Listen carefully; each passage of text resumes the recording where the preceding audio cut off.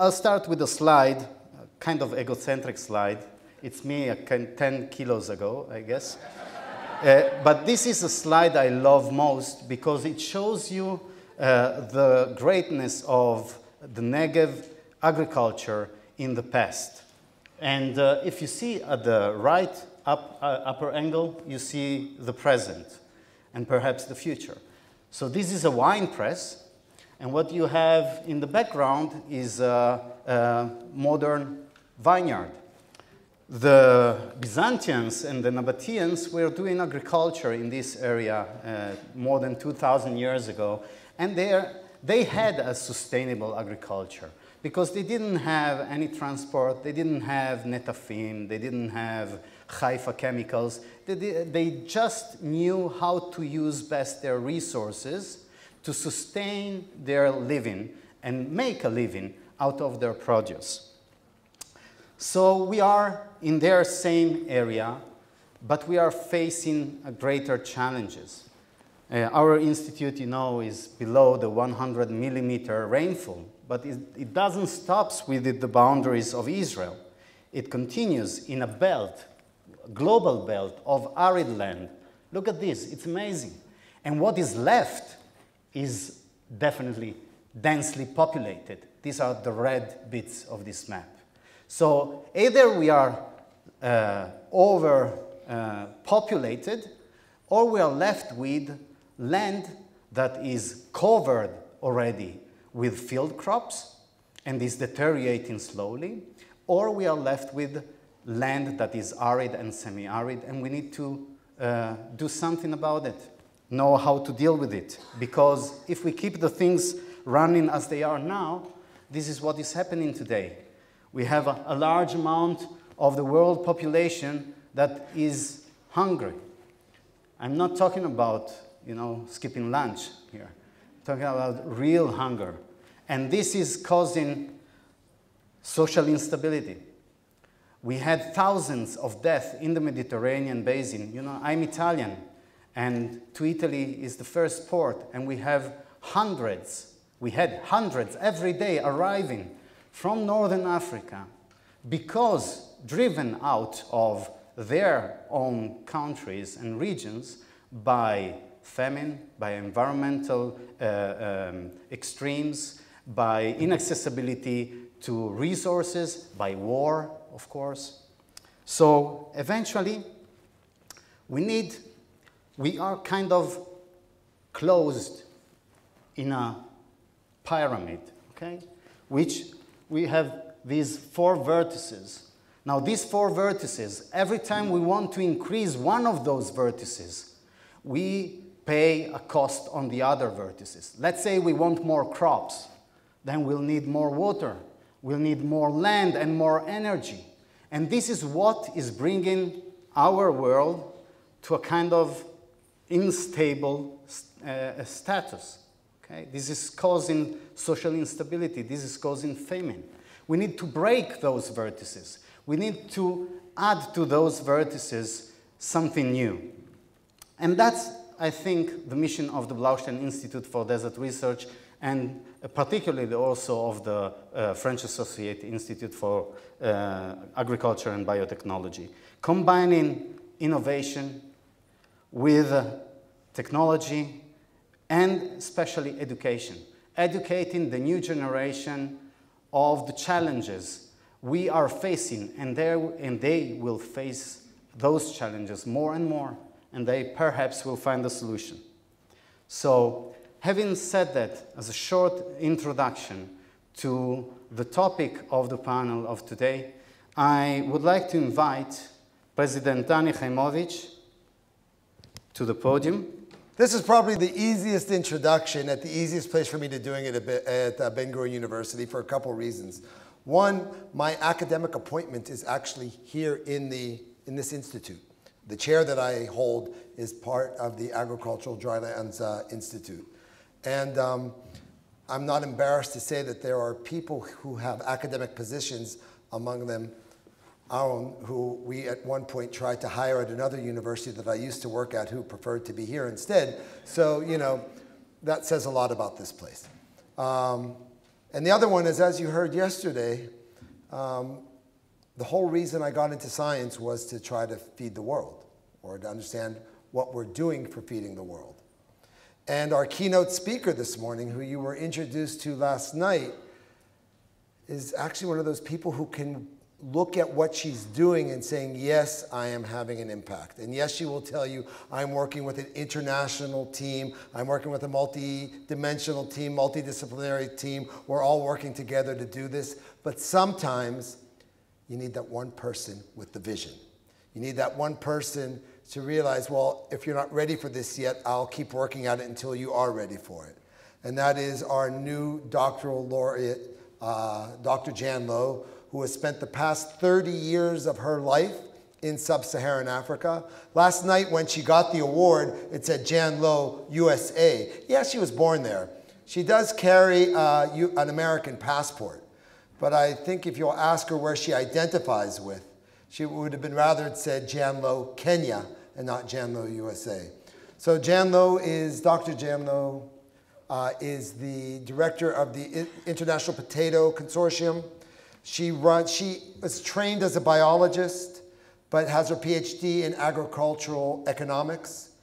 And these two together show you that if we're going to have an impact in the world, we really need the multidisciplinary approach of social scientists working together with laboratory scientists. And yesterday you heard about the different approaches we have to science in the rector's session. Some of us work out in the field, some of us work on the benches, and some of us work with people. And the work that Jan has done with her group, both from the biological genetic point of view of developing a new strain from someone who's not trained as a plant breeder, to getting this strain introduced and accepted by a population, and then working with industry so that they would create new markets, so that literally tens of millions of people are more nutritionally secure. Aaron talked about 800 million people going to bed hungry. Even more worrisome is that close to between 2 and 3 billion people, while they're not hungry, they're not getting proper nutrition. And while the number of hungry is going down every day, the number of nutritionally insecure people is going up. And that is going to be the challenge for the next 100 years, decade, or maybe the rest of our lives. And that is the reason we gave Jan Low the honorary doctorate. I'm very happy that she accepted it, and I'd like to introduce her. Thank you very much. It's wonderful to be here. And I really would like to thank particularly Professor Rachmilevitch really for inviting me to be honored here at Ben-Gurion University. I don't know if he realized when he did this that there's a natural link, because I work on orange flesh sweet potato. Orange is our color of passion. And when I arrived here, I saw that Ben-Gurion also believes in passion, and its color is orange. So there must be an internal link here. So today, the title of my talk is addressing the triple burden of malnutrition in Africa, with a particular focus on sub-Saharan Africa, with biofortified sweet potato. And I'm going to start out with a quote that comes from the Director General of the Policy Research Institute, IFPRI. Food can fix many problems, but we need to fix the food systems first. And I will be the first to say that there are no magic bullets, but we've been working with a crop that we think can make a difference to the situation. And what do we mean when we talk about battling the triple burden of malnutrition concurrently? Focusing again on sub-Saharan Africa, on undernutrition, we now have estimates of 222 million that are still undernourished, and this is going up 23% since 2010, and largely driven by our conflicts that are occurring in the region. And why is this so critical? Because there's a definite causal link between undernutrition and the likelihood that a young child will die before the age of 5 years. Then, as he mentioned, we have micronutrient malnutrition, often called hunger, the hidden hunger. And this, in particular, our focus has been looking at the prevalence of vitamin A deficiency. Vitamin A is essential for a strong immune system. You think about it for having good eyesight, but really, it's really essential for being able to resist disease. And the prevalence rate among young children under 5 in sub-Saharan Africa is still a very large 48%.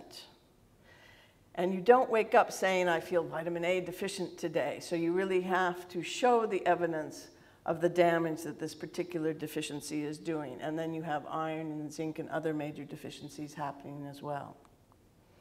And then we have now occurring, particularly in the African cities, overnutrition. Sub-Saharan Africa, the African continent, is the fastest urbanizing continent on the planet. And a lot of that is driven by poverty, forcing people into the cities looking for jobs. But it's scary to think that over 50% of the African population will be in cities by 2030. So a recent study looked at where do we see these three problems happening concurrently.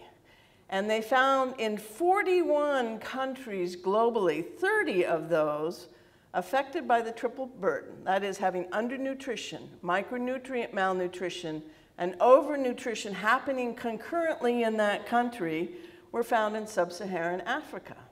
We do have a rising middle class, and we do have Western diet penetration into a lot of these urban centers.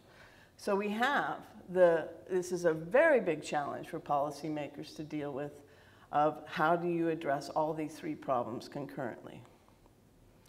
So there is a rising call, particularly in the international community, for healthy diets, for more sustainable food systems. A recent paper came out that's been a bit controversial from the East Lancet Commission, and they are making an urgent call for global transformation of the food system. They present the evidence showing that food production, as we know, is among the largest drivers of negative environmental change. We have rising populations, and to produce that food, it is causing significant environmental damage. The current system is really still focused on producing more calories and not enough emphasis on having the equal distribution of those calories to those most in need. And of course, insufficient quality of that food is a major issue. And so they go and they propose a universal health reference diet aimed at people greater than 2 years of age, because they recognize that young infants have special nutritional needs. And this has caused a wave of reaction from all sides, because if you've seen this paper, basically they're saying we've got to move towards a plant-based food diet, and the amount of animal source foods, not just the meat and the poultry, but also the derived products like milk and eggs, have to go down substantially. And as you can imagine, what the reaction has been from the animal community, the livestock community. There's been some of these people who wrote this paper have even received death threats, I understand. So, but what the nutrition community does agree on is that, in general, people should be eating far more whole grains, vegetables, fruits, nuts, and seeds, legumes. Plants have less impact on the environment than animals do, and particularly the way in which we're feeding a lot of our animals in the developed world is a great issue. So we're in an era where people are calling for more sustainability, and they're calling for a real massive action to make the change now if we're going to have a sustainable planet and sufficient food for the future. So it's an interesting time to be discussing these issues. Now, biofortified crops, which is really enhancing the micronutrient content of our known staple foods, can address undernutrition and micronutrient malnutrition concurrently. And we recognize that still, poor households still get over 60% of their daily calories from staples, and they spend a significant proportion, greater than 35% of their income on staples.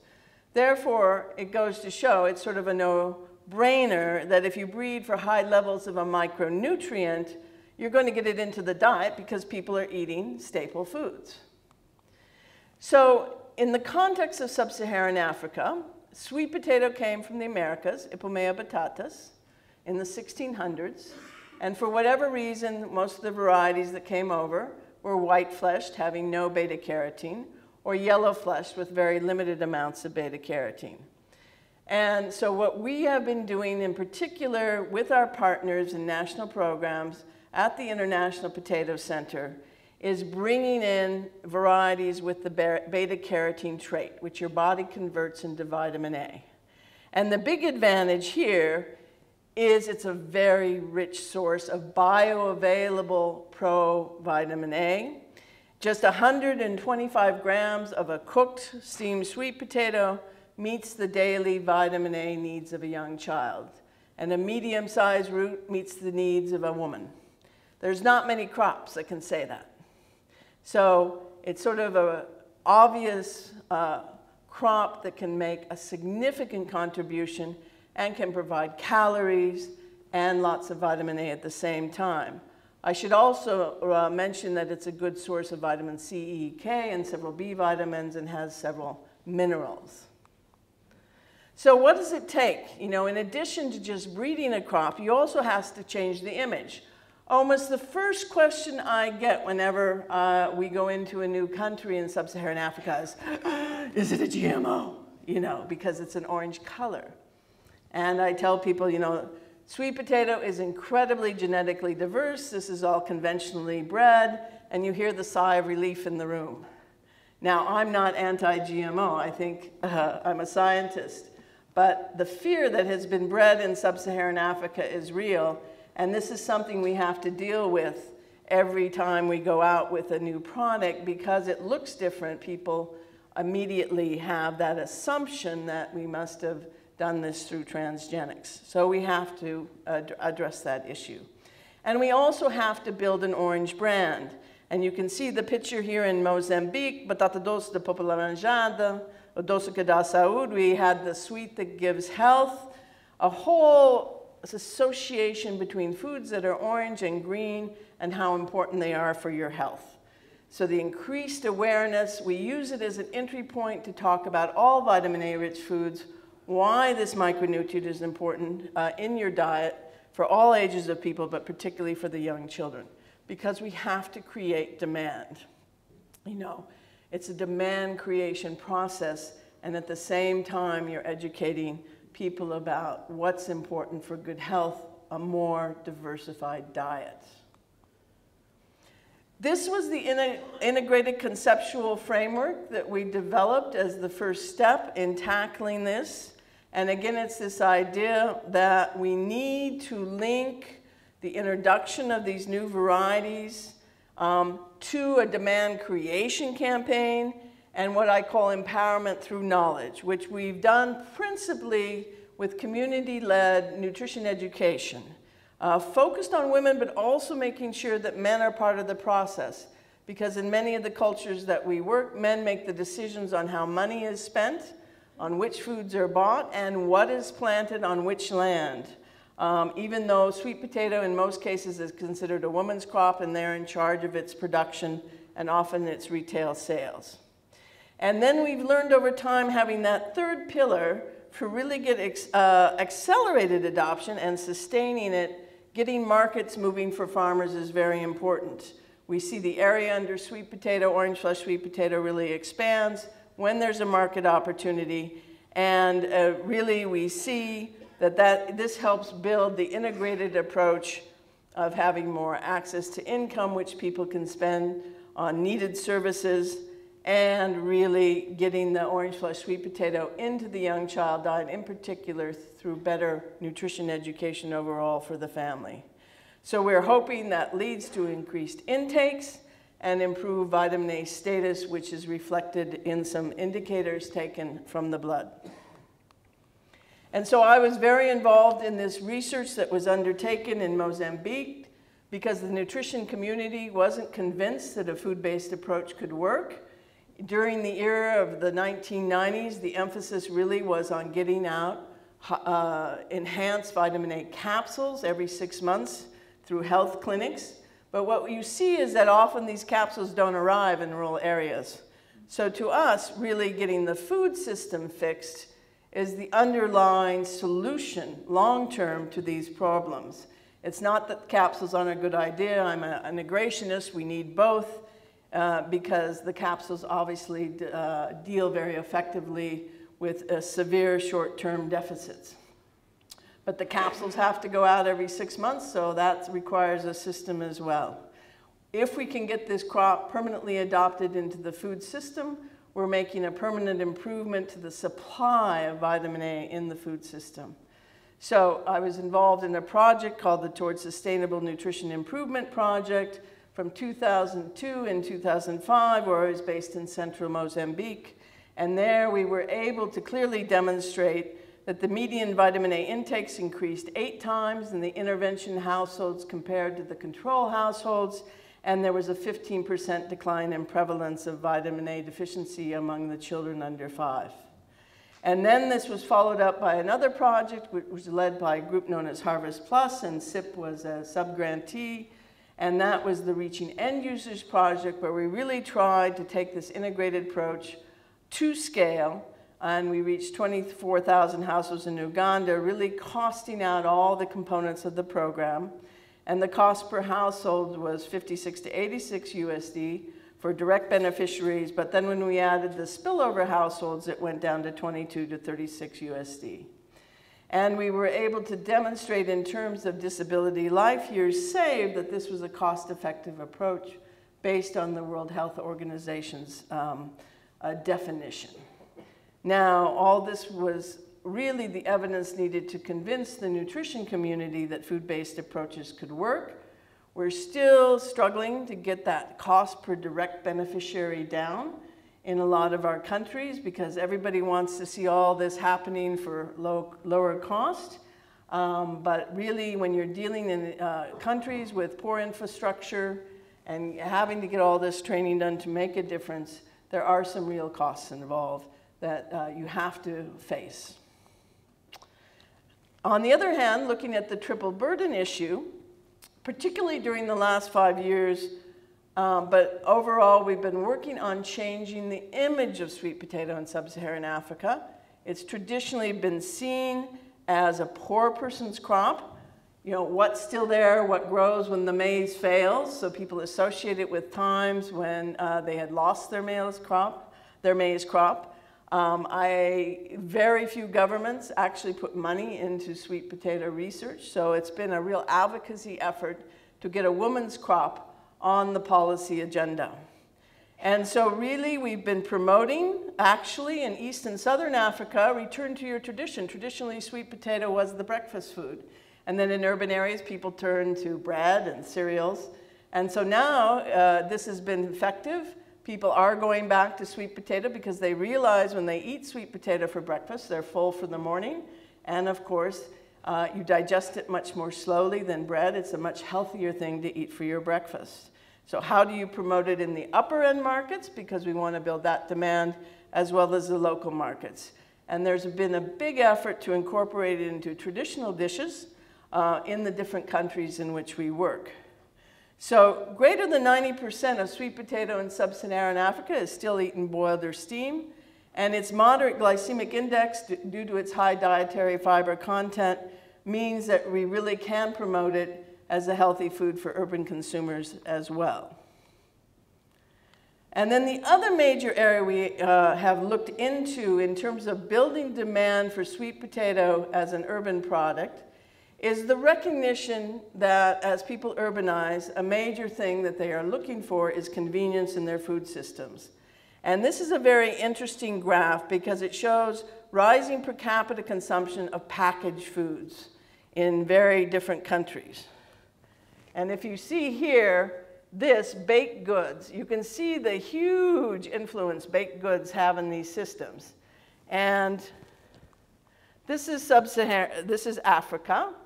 And you can see how the growth and use of packaged foods is very centered around baked products. That's where the major growth has been.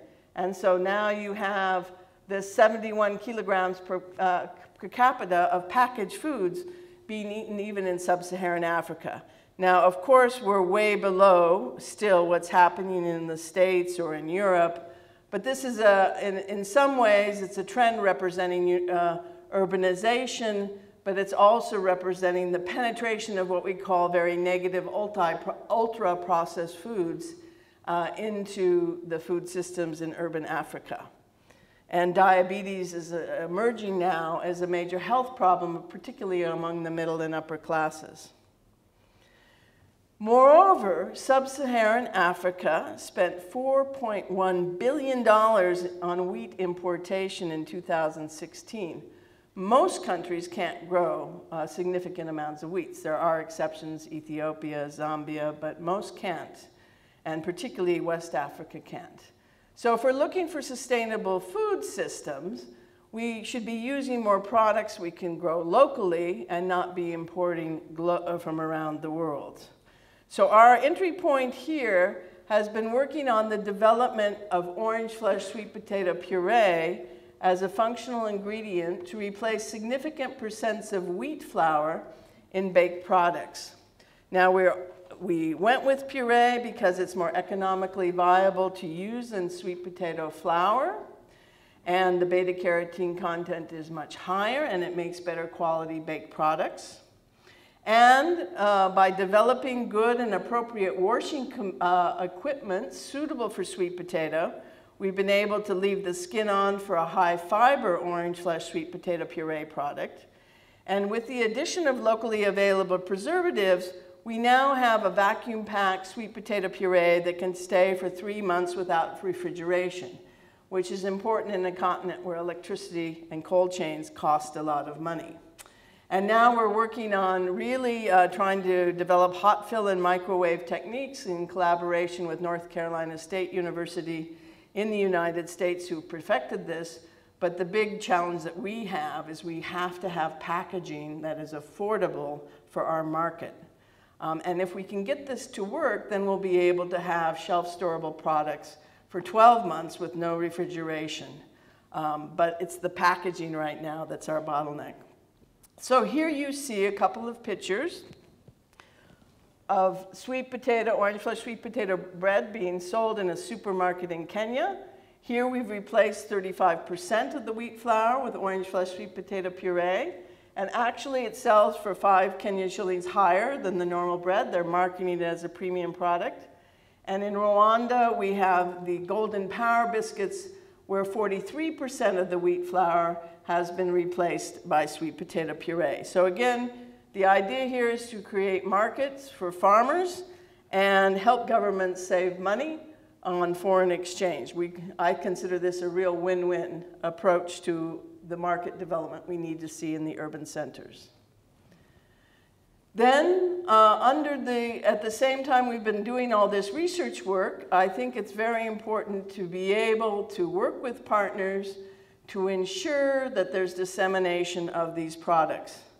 And we have the Sweet Potato for Profit initiative that started in 2009, where we've now reached 5.9 million households by last December with improved varieties of sweet potato and promoting their diversified use. And you can see the target countries that we've emphasized in this program.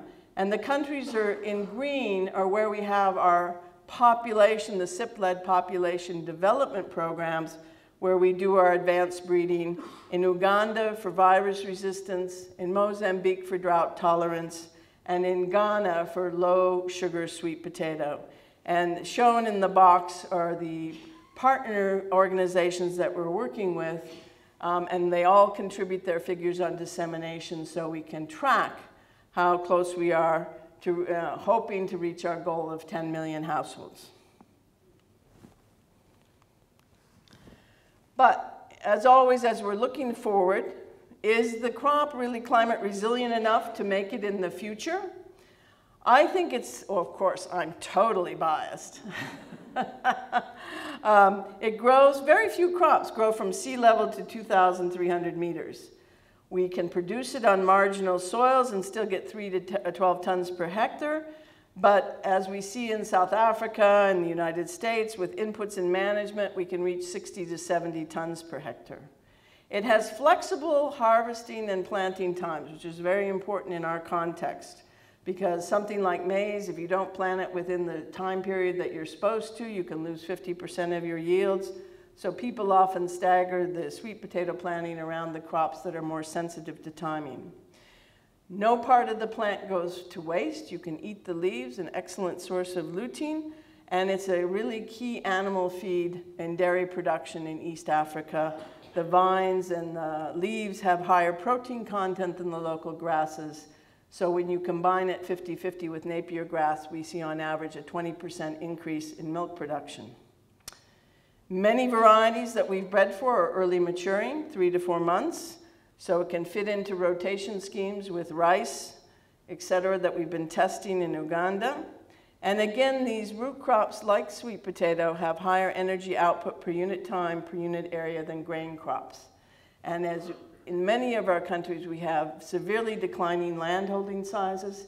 So people need to get their energy and vitamins from smaller pieces of land and as fast as they can. It also is higher in terms of water use efficiency than grain crops. Our biggest challenge, and the challenge we're still facing, is that sweet potato is vegetatively propagated in the tropics. So it's easy to share. You can just give vines to your neighbors and they can grow them. And they're perishable, right? If there's severe drought conditions, you can lose your planting material. So that's been our challenge. And one of the things we've developed, obviously, irrigation, and this is one of the reasons I'm so happy to be here. We have to do more on irrigation in sub-Saharan Africa. It's a key strategy for off-season food production. So irrigation, I think, is the way forward when markets are available and when water is available. But if not, we've developed a technique called Triple S, which is really for our poor households that don't have access to water in the dry season. And there we've developed this method where at harvest time you keep your small but healthy roots and you put them in layers of cool sand and you stick them in the corner in your hut and you wait for 4 or 5 months, and then 6 to 8 weeks before the rains start, you plant them out in a protected garden and water them twice a week. And then you have an abundant amount, you can see on the right-hand side, of planting material ready to go that's weevil-free because you just haven't left them in the ground to accumulate weevils. And you have planting material that's ready to plant at the beginning of the rains. So you get the advantage of those nice first rains. And we've seen our sweet potato yields under this situation where they have planting material at the beginning of the rains in these really areas that have these short growing seasons. They're ready to go and their yields increase anywhere from 50 to 300% just because they're planting at the beginning of the rains. So scaling and sustainability in this kind of system requires investment in breeding and seed systems. And I haven't gone into it here, but one of the key things we have done is breeding in Africa, for Africa, together with 14 national partners. And we've really built a community of practice and network of local breeders working together with us. Because if you don't have the really, truly adapted varieties that people like to eat, you can't go to scale. Since 2009, 76 varieties bred in Africa have been released by 9 countries, and 51 of these have been orange-fleshed. Quality seed is really critical for maintaining seeds over time, and because so many governments have disinvested in public sector agriculture extension, this has been one of our challenges. The material can be shared, so the private sector, your typical seed company is not interested. It's not like hybrid maize where you have to go back and buy again. So we've spent time setting up networks of trained vine multipliers that are linked to the pre-basic seed providers, which are usually government programs or government stations. And that has taken time, to build up. And we encourage them to become professional vine and root producers so they can deal with the variation in vine demand between the years. We need governments, and we're seeing increasingly governments including biofortification in their policies. And now our challenge is to get them to include them in their actions.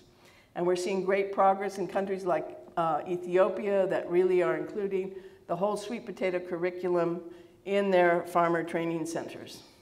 And we will continue to work on increased processing sector participation to drive demand and break into more urban markets.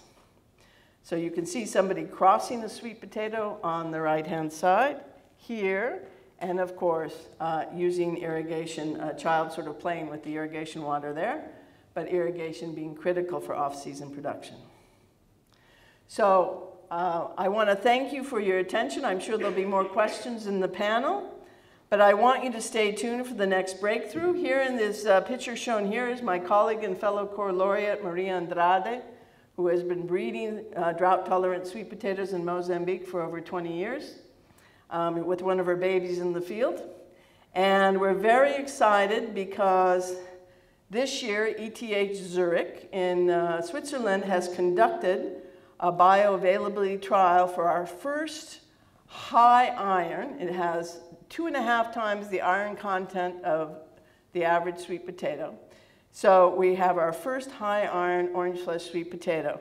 If the data collection was just completed and all the blood work, if we find out that that iron in that sweet potato was bioavailability, we have our next breakthrough, a high iron, high vitamin A sweet potato.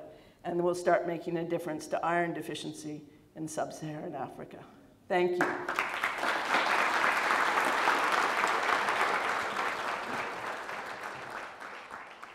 At the Institute, we have an interdisciplinary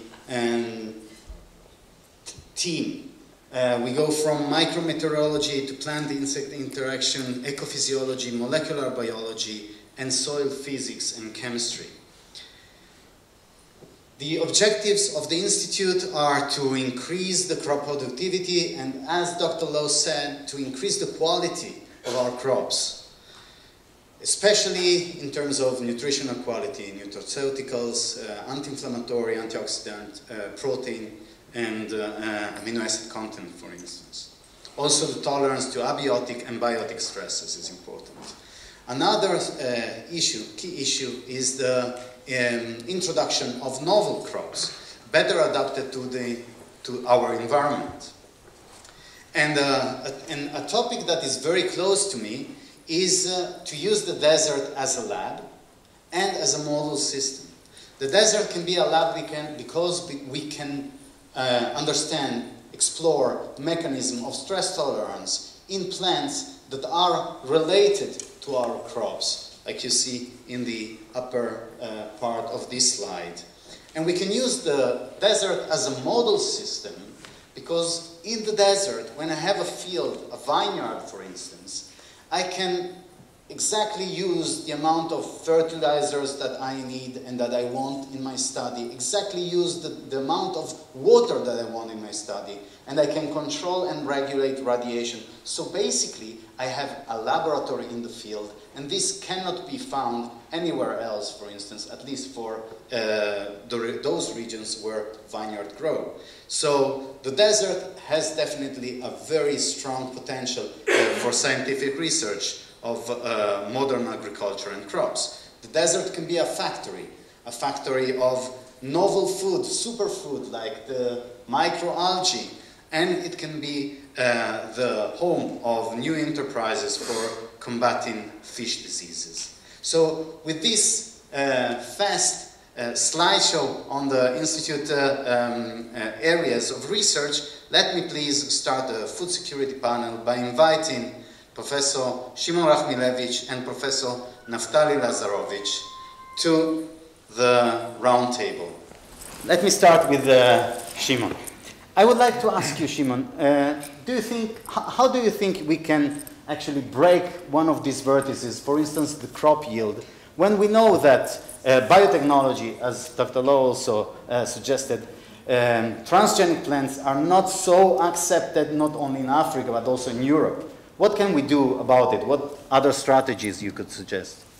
So, thank you. So first of all, I think my field, I'm a plant physiologist. See, he asked me prepared questions. We deal in tolerance of plants to abiotic stress, also to enhance yield in arid areas, and also to enhance nutrition. And the question is how to do it. So we know that we had what is called the first green revolution. And the first green revolution was due to breeding of varieties and introduction of pesticides and chemicals to the agronomical management. But we know that this green revolution, we got to a plateau. We are not succeeding to break this glass ceiling.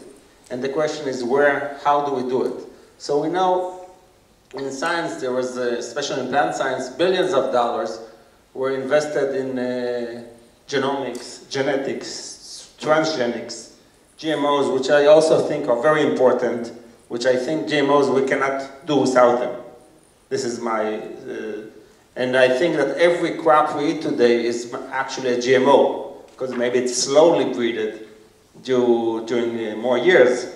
But so this is, but still, this whole science revolution did not make the change, and we think that and we are not alone, that if we look at plant science research and agriculture until today, over 90% of the research was done on the above ground. And the question is, what's happening with the hidden half?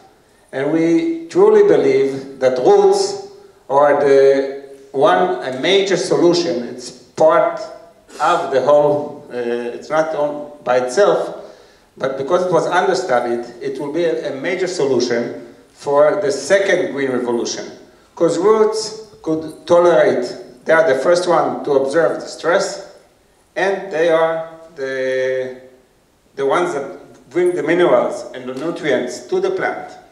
So some roots exclude, some roots take, some roots translocate, and looking at the roots is an important solution for this second green revolution that we really believe is possible to do.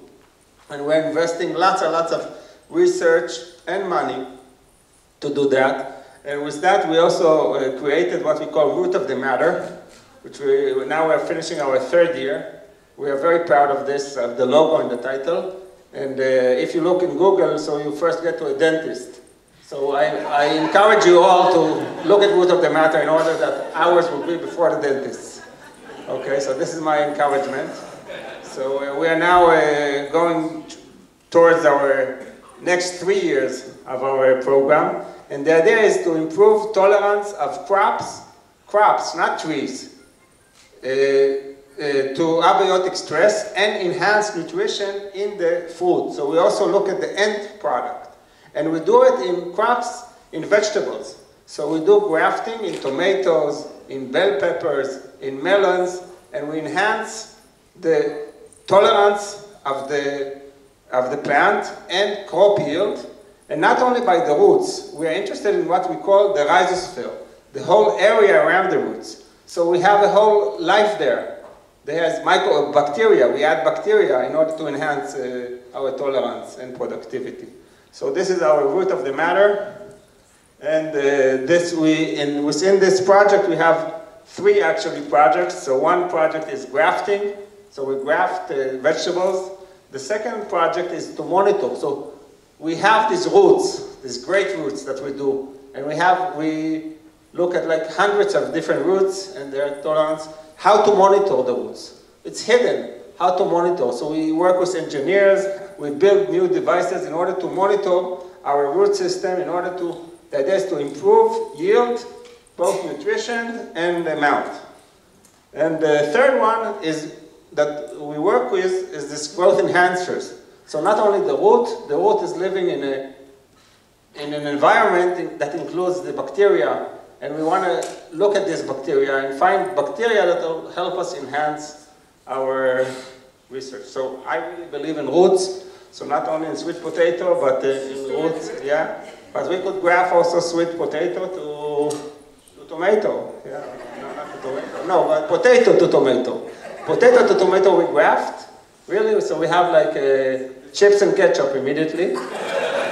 And potato is a very tolerant root. And it's not a root, it's a stem, enhanced stem. But the root of the tomato is very, very tolerant. So, yeah, so this is my... Thank you, Shimon. Can I ask you, Naftali, to change your place? Because I don't like that Dr. Lowe does like this one. To replace Dr. Lowe. Okay. Great. Now she will be more comfortable. You know the stuff, right?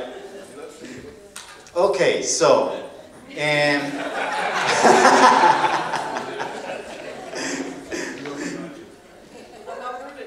Right. So roots are very important, and you might know that 95% of the vineyards worldwide are grafted on, not on their own roots. So roots are important also for wine quality, for biotic and abiotic stress response. And there is very little information on how much root affect the nutritional quality of crops in both grapes but also in tomatoes. And as part of Root of the Matter, we have a project with a huge collection of more than 200 different rootstocks, tomato rootstocks, on the same cultivar, okay, grafted on the same cultivar. And we are looking at the changes, nutritional changes, physiological changes, that this variety gets mediated by the different rootstocks. So definitely I believe, I'm a true believer in rootstocks as well. But now let's move on. And Naftali, as part of the pyramid, let's see water and energy. What can be done there to make this pyramid vertices better, improve? I will mostly talk about water. And to produce crop, we need, of course, water. Water transpiring from the plant, and we need to supply them, whether it's coming from natural rain, which in our area it's possibly not coming. And you saw in the previous presentation the big step between rain-fed and irrigated agriculture. It's factor of 4. It's big step, and for each crop we need to supply water, and in the end we have the water productivity. Here we have an example of how much water we need to produce a fruit. For instance, this apple, we need approximately 70 liters of water to produce one apple. This is an average. Of course, it can be higher than this or lower than this. 80 liters, it's about 70 liters, it's about a shower that we make, if we make a shower, if we have the water. But it's 70 liters. If you talk about eggs, dozen of eggs, we need 2,400 liters. And if we talk about meat, we certainly need a lot of water to produce meat. So meat is not very good, sustainable in terms of water. So you agree with these slides? yeah, so water and food has a very strong relation. Of course, when we irrigate the crops, we can irrigate in different levels. If we want irrigate, like in this condition, we will have very dry condition, and the plant will suffer from stress. If we irrigate too much, like it happened a lot in places that they have also rain-fed and also irrigation, we have also stress. So we don't have enough oxygen for the plant. And we need to find the optimal place to be. Also for water, also for fertilizer, and also for other inputs. And our mission in our institute is to find the best optimization for certain crops. The best crop per drop, the best crop per unit of area. I'm working mainly on the water flow and solid transport in the root zone. Water will flow from the roots into the canopy and then to the atmosphere. And then we have several projects that deal with this soil-plant atmosphere continuum. One of them is the date palms. Date palms are a very interesting crop that's growing in our area.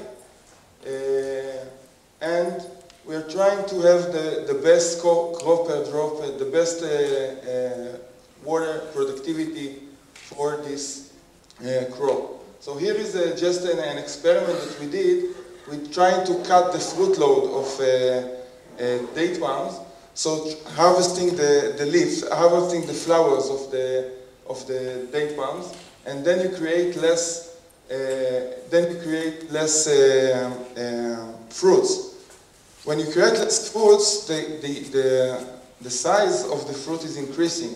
And this is a very nice thing that the customer wants. We want to eat big date palms.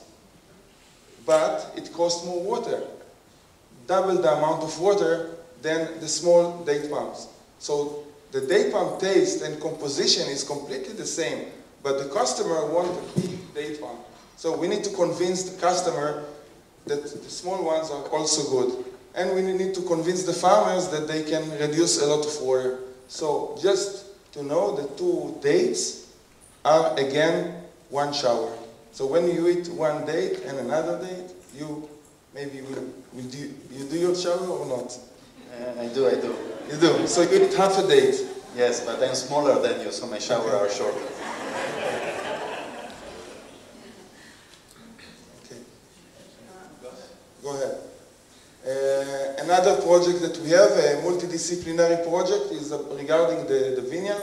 You already mentioned it. Shimon is dealing with plant physiology. Nurit Agam is dealing with micrometeorology. I'm dealing with the soil physics and the water flow in the soil. And Aaron, that is leading this project, is actually working on the wine and the metabolomics and the nutrients and all the minerals that we have inside the berries and later on in the wine. Today we saw the winery coming up. Yeah, finally. And it's finally. And next year we will have many, many battles. And for the 50 years, we'll have battles directly from Stibuka. And this is, I think, the only place in the campus that is locked. So students will not take the research and use it. Right. Yeah. So I think it's a very interesting project because it combines different researchers from different disciplines. And we're dealing with water, we're dealing with the rootstocks, we're dealing with many aspects of this crop. And when we are working together, we are working as a one unit, we are tackling those severe problems. And I think that we are solving part of them, not all of them. Always there are new challenges. But when we're working together, I think that this is another key, that scientists should work together. You already also mentioned it in your presentation. And I think that is a great point to bring other institutes from the university, including social sciences, including politics, including history. Everything can come into production in agriculture. And to increase the production, it's not only to increase the production, it's also later on policymakers, etc., to make it available for the public. Here I am under the soil checking roots with the students. Yeah. So concluding remarks, we want more crop per drop, more crop per unit of input. It can be fertilizer, pesticide, herbicide, whatever we put inside land.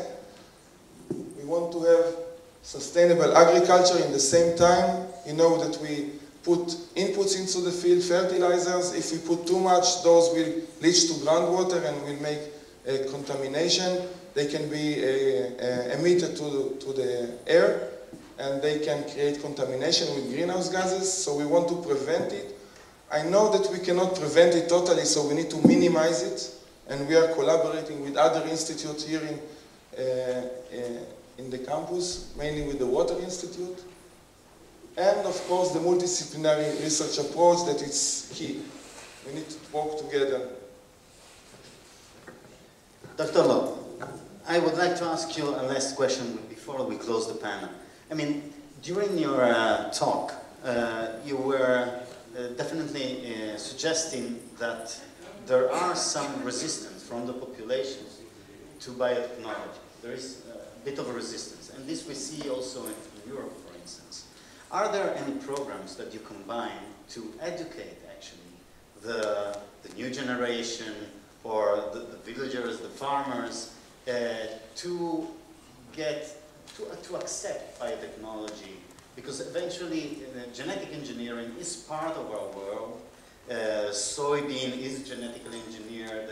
Canola oil is a genetically modified product. So, could you expand on that if you can? I'm happy to, and I guess my great hope is that the CRISPR-Cas9 technology, because it's so much cheaper to do, We'll get more public sector institutions engaging in biotechnology research, because I think some of the problems that arose with what I should call the first generation GMO work and the transgenic work was really a backlash against multinational corporations and their control of the technology and the distrust, I think, that many consumers have of those corporations. You know, everybody's heard about the famous Terminator gene case that really got it off to a bad start. So I think, first and foremost, I think it's changing very rapidly.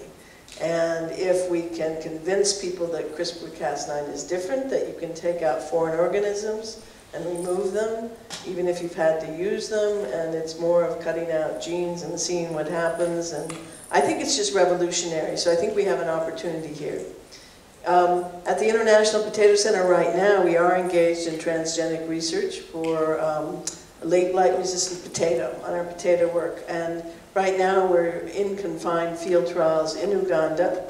And again, our strategy really is to work. We're an international institution. We have a Belgian scientist leading this effort. But to be honest, we're really working with African scientists in local national programs, doing a lot of information and advocacy training, because we feel that they have to drive this forward and get it through the regulatory acceptance systems, because right now it's a political issue. And you know, an American or a European scientist standing up and telling people this is a great technology isn't going to make it. It has to come from the people within the country, convincing their own politicians and media that this is the way forward. And it seems, at least in East Africa, for us, it's been 5 steps forward, 3 steps back. You think you're getting there. Biosafety regulations are finally passed in Uganda. Great, okay, now we need the, you know, we need the next step. And of course, then there's an election and the governments change, or the MPs change. And so it's a long process, because you often have to keep repeating with the new generation. But I am concerned that it's going so slowly. And I fear it's going to take us, you know, another 4 years to get this great material out actually into farmers' fields. But what we're hoping in the interim is maybe people will just hop over the fence and steal some of the materials, because they can see the difference between the late blight resistant potato that doesn't need spraying, and the one that's dead next to it that does need spraying. I mean, the trials are very convincing.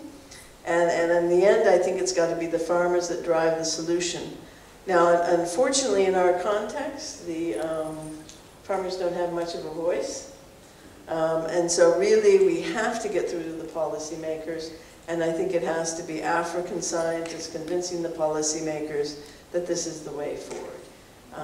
And it is a process. There's no magic bullet solutions. We're having to, I think, overcome the mistakes made by the first generation experience, and hopefully we've learned our lesson, and that we really need to educate people more about science and what breeding means, and you know, that so people aren't frightened by technology.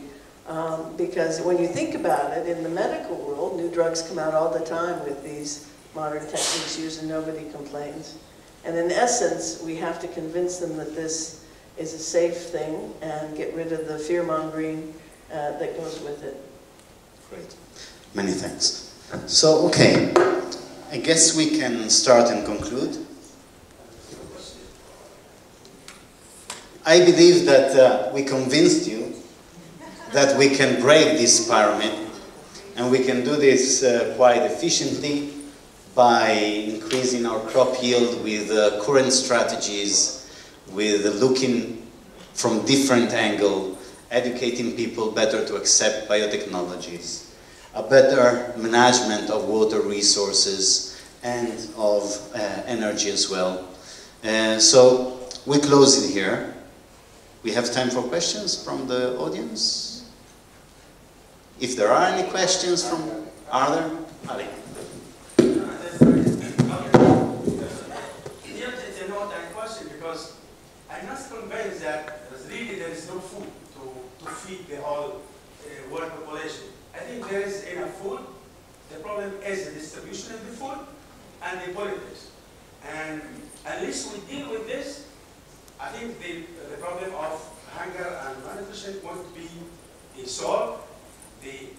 Just the other question for Professor, what is the relation when we talk about nutrient content between the sweet potato and the cassava root?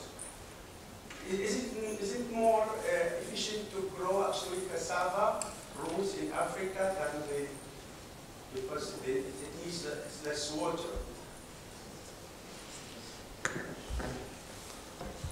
Thanks for your questions. I think, I think if our population trajectory keeps going the way it's going, we are going to need more food, but I completely agree with you that we need better and more equitable distribution systems. And of course, there's a lot of emphasis and increasing work on decreasing post-harvest loss. There are tremendous savings that could be made there as well. But there's no doubt in my mind as we have to be breeding for increased heat tolerance, increased water use efficiency, increased nutrient use efficiency, because phosphorus is a limited element. Water is going to become increasingly scarce. So, my breeders always tell me the pump never stops running, because we have an accelerated breeding program now that we can get new varieties out in 4 years. And that's fast for breeding. Some other crops take 8 to 10. So we really have to be breeding for the future, and it is going to be a lot tougher environment that these crops have to go through just to maintain the yields we have now, right? And then the population is not going down the last time I looked. I'd love to see it stabilize, but that's another political decision people have to make. Cassava, most cassava varieties take 10 to 18 months to grow. And cassava is a wonderful source of energy, but its micronutrient content is pretty abysmal. If you're looking, I always look at its energy output and nutrient output per unit time, per unit area.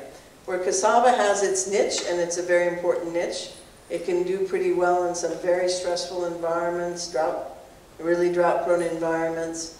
But our sweet potato varieties take 3 to 5 months. So I can give you 3 times the sweet potato for 1 crop of cassava. So to me, if we can get the management structures in place, we've got a crop with a lot more micronutrients and minerals in it than cassava. And there's nothing worse to see than you see in some of these situations where young babies are just given cassava pap with nothing added to it, and they're filling their stomachs, but they're basically just getting calories and no quality.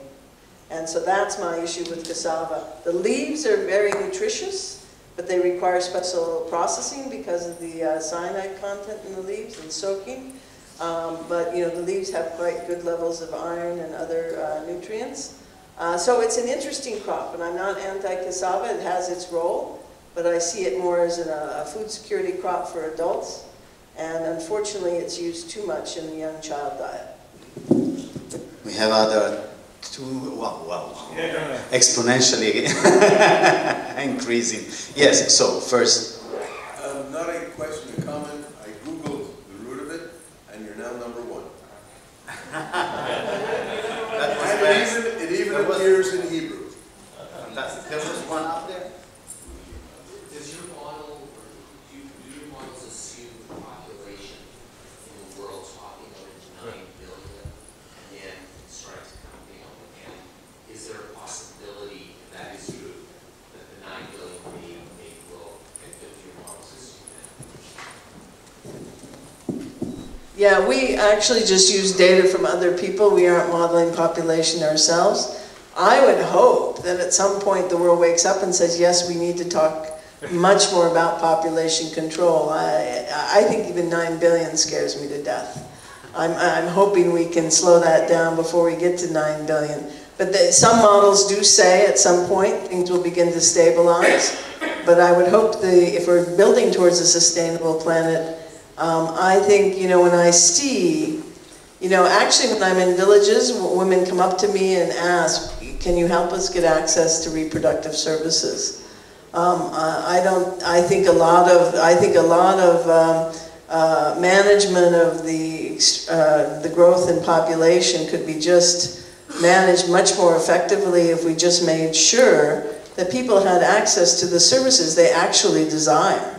You know, in many of these places, in many countries, women can't get access to the birth control and family planning that they should have access to as part of their fundamental rights, but they don't because of government policies or insufficient supply systems. So, you know, I think just start there and we'll start getting a handle on some of this, because I think at least the figures I've read, that's 60% of the youth in the world will be in sub-Saharan Africa by 2050.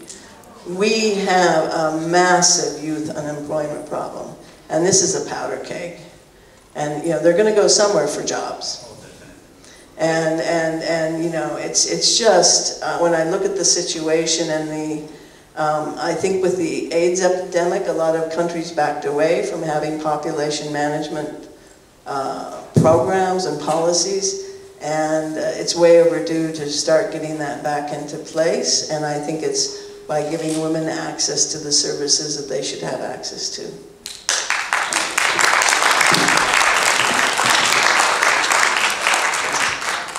Another, very fast. Sorry? Yes. Question? Yes. The resistance to GMO, I'm sad to report to you, is not limited to the more ignorant people in sub-Saharan Africa. If you go to New York City, on the campuses in the United States, you will find a phenomenal degree of resistance. For example, in New York City, you will pass restaurant after restaurant, supermarket after supermarket, with a sign on the front window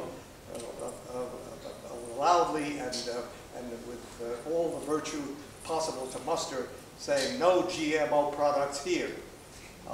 And so my concern is that the scientific community is not doing its job. The university community that believes in GMO and that believes GMO is essential, it's not doing its job. And what can you do to get rid of that ignorance, which is, as the good doctor correctly said, is now become a political issue? If I can add to this, actually, I think we scientists must get more involved in the general audience. We must train journalists and the media to know what they are talking about. Yes, because they are those that bring our science to the general audience. So these issues must be also definitely addressed. We had another two. Yes, sorry. And frankly, for the United States, I think the scientific community should hire a lobbying organization. I don't think we're good at doing this. And you know, the lead NGOs, you know, your Greenpeace organizations, and I think we need to listen to their concerns, and everybody should treat each other with respect.